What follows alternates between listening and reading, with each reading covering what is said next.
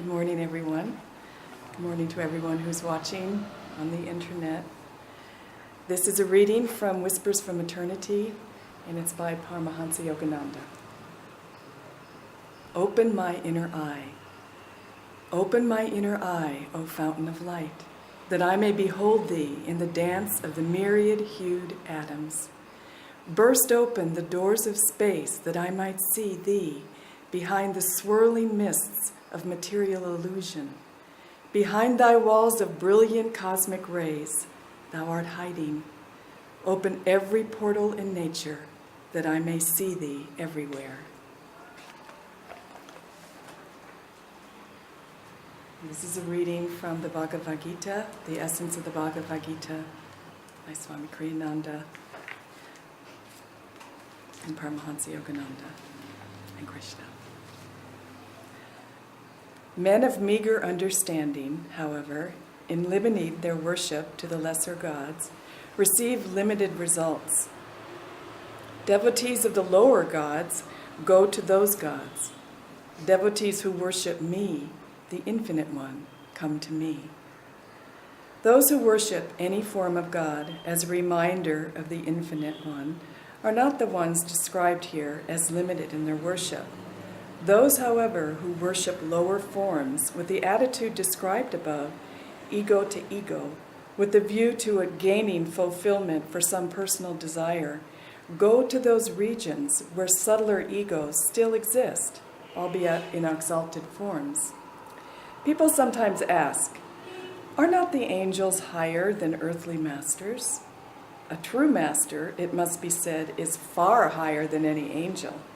He has merged his ego in God, whereas the angels, though lofty compared to most human beings, still possess egos, pure, exalted sattvic egos, but for all that limited by the consciousness of being separate from God. There is the story of a saint in India who lived long ago. A deva, or angel, offered him the boon of transportation to heaven in his physical body.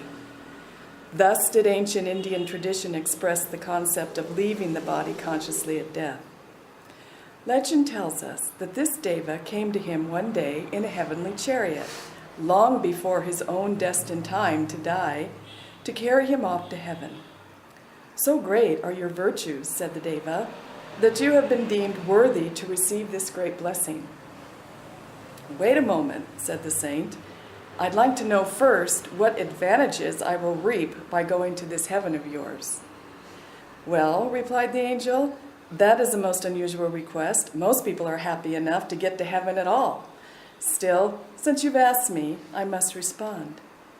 In heaven, you will enjoy a wonderful environment, beautiful, serene, harmonious. You will get to mix with the gods. What more could you possibly want? Well, replied the saint, in everything I've experienced in this world of Maya, I've always found some disadvantages. Even in beautiful surroundings, duality intrudes. Tell me, therefore, what disadvantages will I find in going to heaven? I must say, explained the deva, your question is most unusual. Still, since you've asked me, I must answer you once more. You will get to stay in heaven only as long as the good karma lasts, which took you there. You will not be able to progress further there, spiritually. Living with angelic beings and with good people will bring you great happiness, but once your karmic time comes to return to earth, your happiness, like forest leaves in autumn, will fade and lose its color, then drop to the ground. You will experience deep sadness as you realize that you must leave that world. Until then, however, everything will be wonderful. I very much appreciate your coming all this way, said the saint, to offer me this gift. I can see that what you've offered to me would be for many people a great blessing. I must say, however, that the disadvantages you've outlined come to me so colossal that I cannot imagine any person accepting this blessing. Were the situation you described to last 1,000 years, it would still end after that length of time. Please tell me, isn't there anywhere I can go that offers something permanent? Yet once again, said the angel, you've asked me a question I must answer. Yes, such a place exists. It is beyond our place of astral beauty, beyond the astral light itself. We ourselves have only heard about it. If you want to reach there, however, you will have to remain here on earth and continue with your spiritual disciplines, for only thus will you be able to soar to the highest plane of manifested existence. For this reason it is said that even the gods would like to be reborn on earth. The saint declined the angel's invitation and decided to remain on earth, where he could continue his yoga practices. In the end, he attained the God of gods and merged in oneness with the infinite. And that's from the Bhagavad Gita. How could the saint want to come down to this dismal place of delusion and duality? What propelled the saint to give up the blissful state of heaven that we all dream of and come back to this place where, let's face it, it's not the happiest of places? And the answer is that this saint, and for all of us, we come to this point in our spiritual evolution, the answer is that he was so tired of the monotony of rebirth and rebirth and rebirth, the endless monotony of working out his karma without God. And he had reached the point where that endless monotony propelled him to seek God above all outer circumstances. Whatever the world was giving him, he went inside and he pleaded to God. And this is what we do on the spiritual path. Come to me. I want to be one with you. I need some help.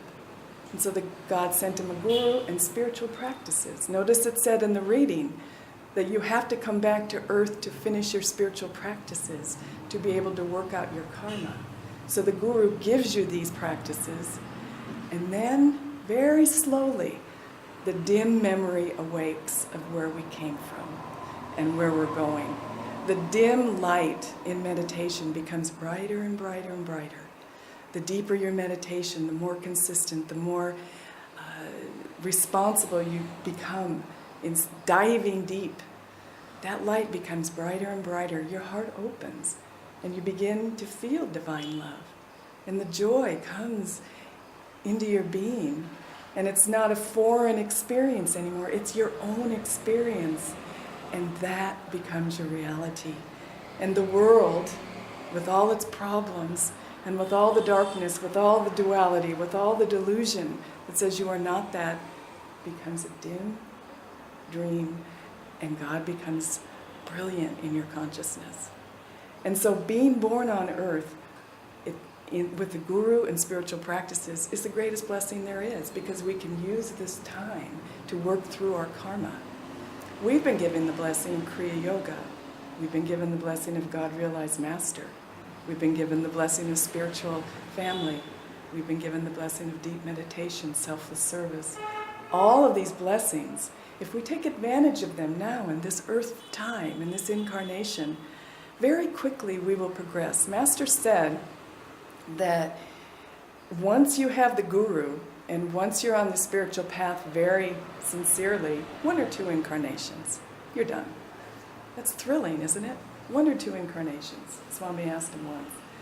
Look how fast an incarnation goes. And if you are using the time wisely, seeking God, and not getting bound by the dream, not getting attached to this fairy tale that we have come to think is so real, just being other-minded and always being in God, like that affirmation, always being in God, bring God into everything. Very quickly, we will wake up and remember. We will remember who we really are. And not only remember, we will once again merge into God. Yogananda, and I say this a lot, the description of self-realization is the knowing in all parts of our body and our mind and our soul that we are a part of God. That we don't need to pray that He come to us. All we have to do is improve our knowing. And that's what happens in meditation. The deeper you go in meditation, the more you know. Because that joy bubbles up within you. And it's who you are, so it is not a foreign experience. It's so natural to being God. It is so familiar. It's coming home. We are coming home. And self-realization is just that. Little by little, one little realization, then another. Then in your body, you realize that you're light and energy. Then in your mind, you realize that you have a superconscious mind beyond this intellectual construct. And then in your soul, you begin to feel bliss. That's who you really are. Your soul becomes manifest. And on this earth, this is where we get to do it. What a blessing. And so we shouldn't resist our lives. We shouldn't look around and wish it were different. This is what it is. And until we start planting the seed of self-realization right where we've been planted, until we start watering that seed with meditation and selfless service and willingness to find God in whatever way, until that happens, we're going to be attached with our desires, and we'll be taken off incarnation after incarnation after incarnation until finally we say, help, stop. You know, this world is so delusive, but it is so tricky because it looks so real. It isn't real. We are not our bodies. We are not our minds. We are not our personalities. Master said that when he came in to this earth, he said he felt like he was, when he came into this body, anybody, because he was a master, he said it felt like his personality and the life he had to live was putting on a really heavy overcoat on a really hot day. Just think about that. What does it feel like? You're just sweltering inside and you feel this burden on you, and you know that you could take it off and be free and cool again with the fresh air, but you're in this body, so this heavy coat is on you, and that is just for all of us. We have this heavy coat of our karma. And so little by little we get to unbutton the buttons as we work out our karma. Kriya Yoga will unzip the zipper and open that coat so you can drop it off of you and feel the cool breeze of God realization, the cool bliss of your own nature. That coat will disappear. There's a beautiful story that Swamiji tells about a soul that lived in Italy around the time of Michelangelo, when all of these great spiritual artists were there in Italy. And Michelangelo, Bernini, you know, they did the beautiful sculptures of the Blessed Virgin and the Pieta and all of these beautiful things, Michelangelo. There was a sculptor that was very, very prominent at the time. And he's not one that you think of like Michelangelo, but he was a great soul, and his name was Cellini. And the Pope, he did beautiful spiritual sculptures. And there was a great spiritual magnetism in his work. And so the Pope wanted him to create these sculptures for him and for the church and for the Vatican, or whatever they called it back then. And Cellini said fine, but he wanted to be paid because this was his livelihood. And the Pope said, I can't pay you. There's no money in this. You're just going to have to do this. Well, this would have been years out of Cellini's life, and he really needed the money. He had a family to raise, and he didn't think it was right of the Pope to just use his services for years with no compensation. So he said, no, I can't do that until you pay me. And the Pope said, okay, off to prison. You're going to prison. You can't obey me, you're going to prison. So Cellini said, okay. So he went to prison, and this is a true story. He went to prison, and they put him in this little room that he could barely stand up in. Completely black room, no light, a mattress that was filthy, water and bread once a day, and rats at night. It was a horrible environment. There was a teeny slit of a window at the top, and for 1 hour each day the sunlight would come in, and he would read the Bible for 1 hour. And so he was there for years. The Pope was really trying to make a point. You do what I say, or this is what happens. Well, he served his time, and he came out, And he wrote a note to people, and especially to the Pope, and he said, if you want to feel God's bliss, if you want to see the light within your head and your whole body, if you want to feel divine love in your heart, then put me and anybody else in a little dark room with a filthy mattress and bread and water once a day and rats at night and 1 hour of sunlight coming in. Then you will experience and they will experience God. It's such a beautiful story because he experienced God in this situation that was so horrendous. How could he do that? How could he disregard his environment and his torture and feel God? He accepted it. That's the key to being happy. That's the key to growing spiritually. Accept where you've been put. Accept your karma. Accept the place that you are occupying in this world. Accept the things around you. Go inside and start to feel God. And start to understand that you are a spiritual being and nothing in this physical world can take that away from you. Nothing. Always God is with you. Always you are one with God. Always. How can it be otherwise? We're children of God. How can it be otherwise? We are never separate from God for one instant. So we look at our own lives and we say, oh, how can I go on? Well, we can't go on without God. We come to the point where we say, I want God. And I will do everything I can in this incarnation. I will use my time wisely. And I will seek God with all of my heart, all of my mind, all of my soul, and all of my strength. I will seek God and let nothing dissuade you. Remember that Maya is subtle.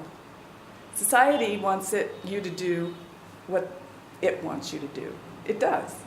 So you're born, and then you go to school, you learn what they want you to do, go to school for a job, and then you have to get married, and then there's the kids, and then there's old age in front of the TV, and there's maybe a few regrets about what this life was, and then you're gone.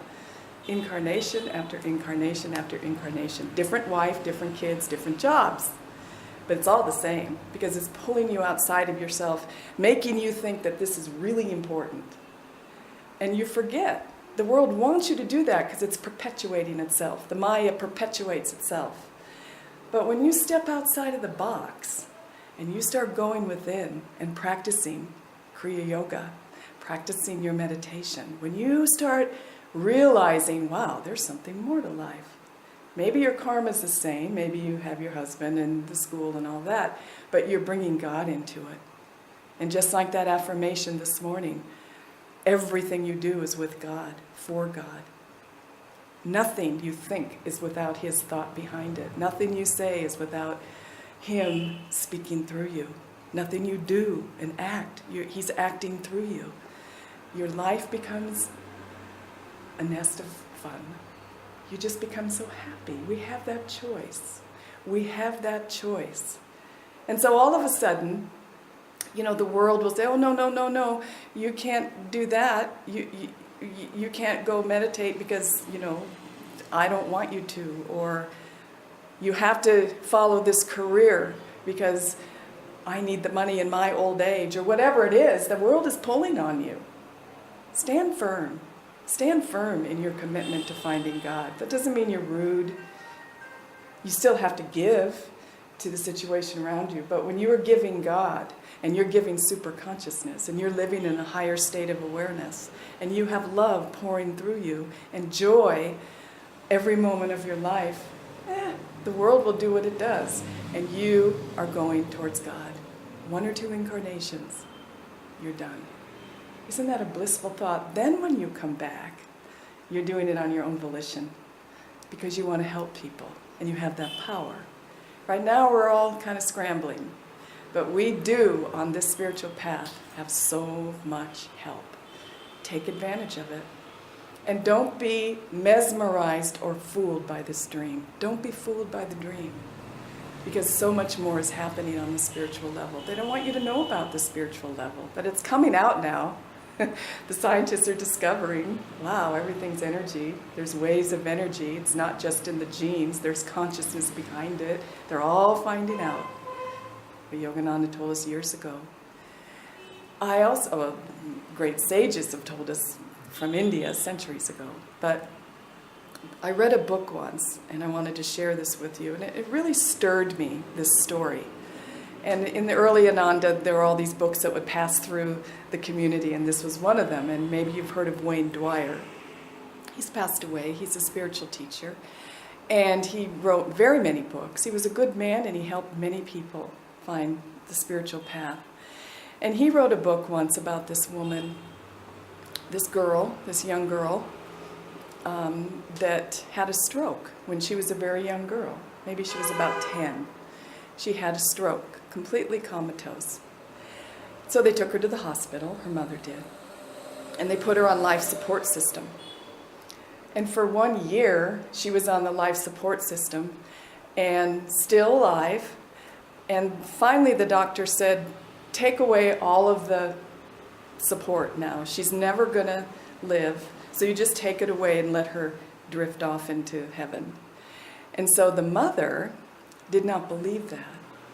And so she did take her daughter home, and she created a room for her daughter to be in, and she got the medical equipment, and she fed her daughter every day, she bathed her daughter every day, and she prayed with her daughter every day, and her daughter was in a coma, and her daughter lived.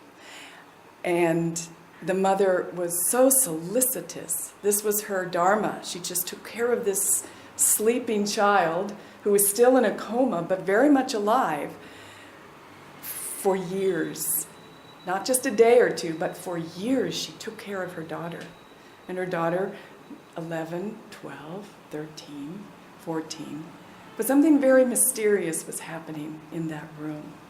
All of a sudden, people started coming to this girl's room from all over. The city, first of all, then the state, then the word got out. And people would come here for pilgrimage, because they would come into this room and pray with the mother, and they would be healed of their physical ailments, emotional ailments, spiritual ailments. They would be healed. It became a shrine. So when you walked in, you just felt spiritual power. And here was a sleeping girl and her mother, tucked away in this little town in America. Who would know? One day she did wake up, and her mother, against all odds, people told her day after day, pull off, don't feed her, don't keep her alive, don't. And the mother said, no, she's an angel, I feel it. I feel that there is something very powerful that's happening here. So the mother had the faith, and the girl woke up. She remembered everything. She was radiant.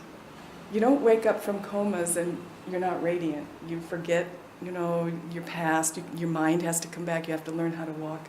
It was like she had been asleep. She just woke up. And she told her mother and Wayne Dwyer that during that time that she was in the coma, she was absolutely conscious. She was absolutely aware, and she used it to pray for people. All of that time, she used that time in the coma to pray for people, and that's what she did. And she said she had visions of the Blessed Virgin, and she said the great saints would come to her, but she was asleep, physically, but awake in God. And she prayed for people, and she became a saint through the process. And that book just touched me so deeply, because I thought, we can do so much more than we are. We can do so much more for people if we can get out of our egos and out of our little worries and out of our problems and just the little way that we have been trained to think, and start expanding our consciousness and thinking of others and praying for people. Master said, little do you realize how powerful prayer is and what great results you get from prayer. Little do you realize. We should use our lives not only to free ourselves, but to free others. And this saint, this little girl, she's living today. She's a vibrant spiritual person. But how did she stay that way? Because she was in the flow. Isn't that an amazing story? And the mother knew it. And that's the other amazing part. Because she could feel in her daughter God. She could feel. And so we should also feel the same for our mothers and for our fathers and for our children and for our working partners that we work with, the people on the street, the marketeer in the store, the rickshaw drivers, the sweepers. We should see God. We don't know who these souls are. How do we know they're not great saints? This is their last incarnation, sweeping the street. How do we know? We don't know. We think we know everything. We're so smart, we're so intelligent, we're so together, and we have money in the bank, and we look good, and we're healthy, and boy, do we have it together. At the end of your life, I really believe that God doesn't say, how together were you, or if you were wearing Armani shoes or not. You know, did you really get the right brand? No. The question God asks, how much did you love? How much did you love? That's the question God asks. And there's so much love to be given. So much love. Don't just leave today and think, okay, another talk, another satsang, get on your motorcycle, zoom off to your life and repeat exactly the way. You know, at one point we have to say, no, I'm going to remember God. I'm going to remember God. I'm going to walk into the house and bless my wife. I'm going to walk into the house and bless my child. I'm going to walk into the house or get on that motorcycle and bless the other traffic people around me. It's not silly. It will help you to grow spiritually. It'll help you draw closer to God. You know, I'll close now, and then I want to listen to a song that Swamiji wrote. It's called God, God, God. And actually, Paramahansa Yogananda wrote it, but Swamiji wrote the music. So we'll listen to that after. But Swamiji, in his beautiful way, he was always encouraging us. Come on, you can do it. Don't get caught. Don't fall asleep. Wake up. Wake up. In any way he could, he was encouraging us, wake up. And just like that beautiful song he wrote, Love is a Magician, there's that one part of it that I just love. It's flung lifetimes, so long did I stray, flung lifetimes away, imagined that you did not care. I know now your smile was mine all the while.